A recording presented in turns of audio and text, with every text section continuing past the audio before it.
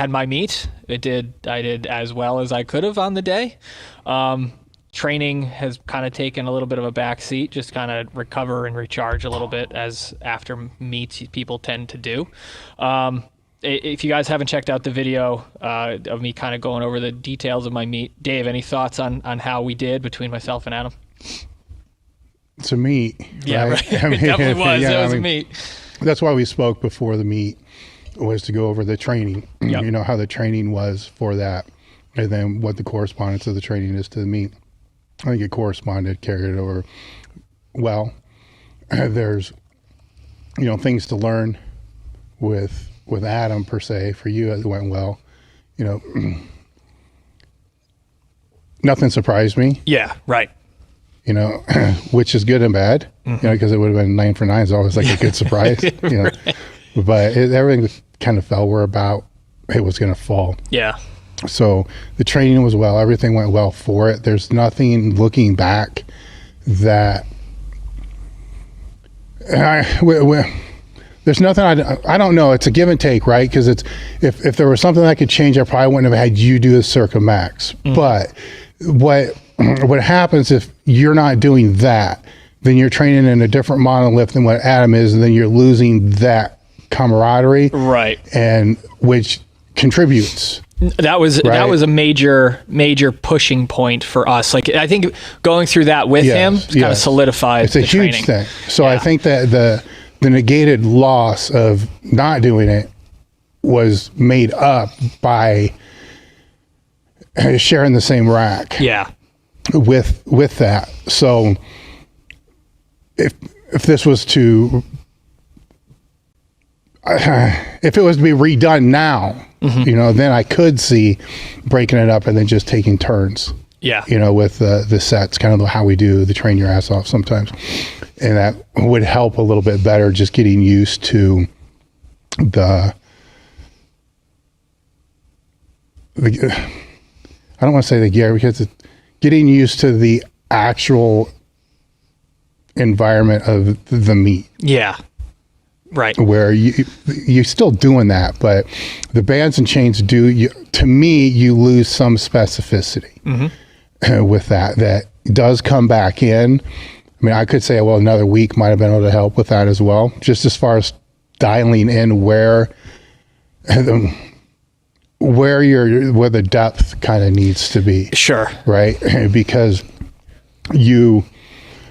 I don't know if we really went over strategy with that either, where you want to have people prepared to squat lower than they may have to squat. Sure.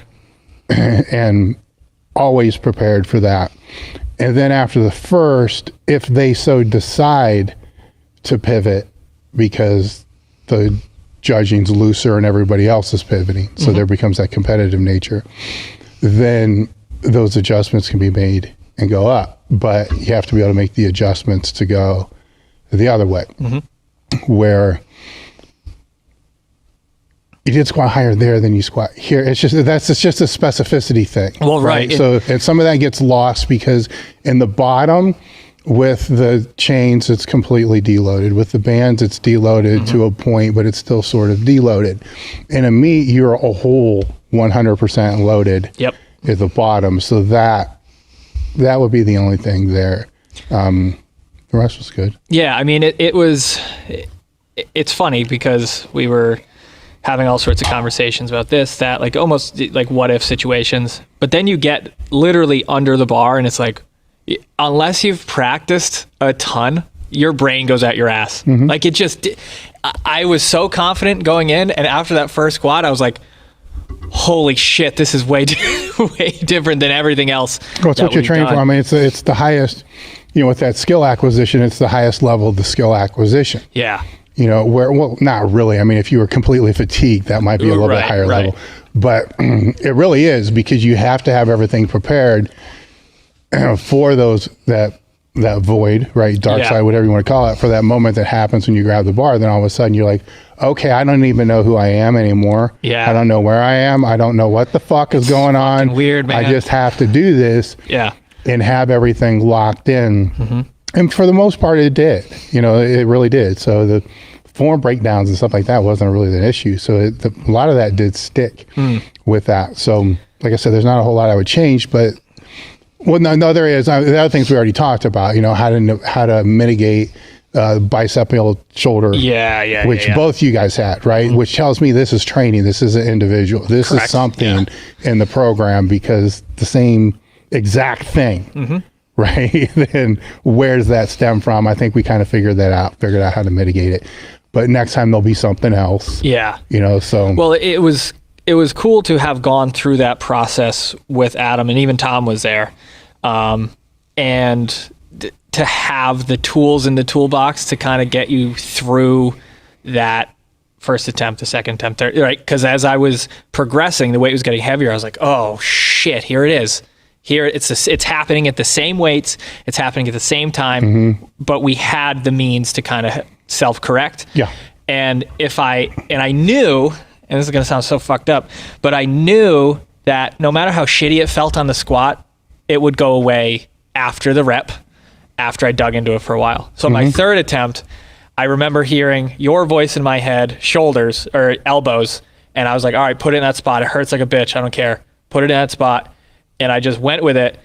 And then I remember coming out from under the bar, holding my arm, and that shit was fucking like shaking. And I remember being like, that's okay, because I can just dig into it, and it was fine. And then I benched, and it wasn't a big deal. But if I hadn't gone through that, if I hadn't pushed myself to that point or been pushed by the people around me, I would have been like, this is bad. No, that's true. This is really bad. Right? Because, but I was able to just be like, all right, this sucks for 8 seconds or whatever it is. I mean, you could have pulled out had you not known. Exactly. Because you don't know. Exactly. I mean, it just hurts like a bitch. You're like, oh shit, is this gonna hurt on my second attempt bench out of nowhere and fall on my face? Right. So so that's a good point. Yeah, and that was but there are so many different levels of nuance to executing at your highest level at those attempts, right? Because I got my knees wrapped way too early. And then I was standing there with fucking numb feet.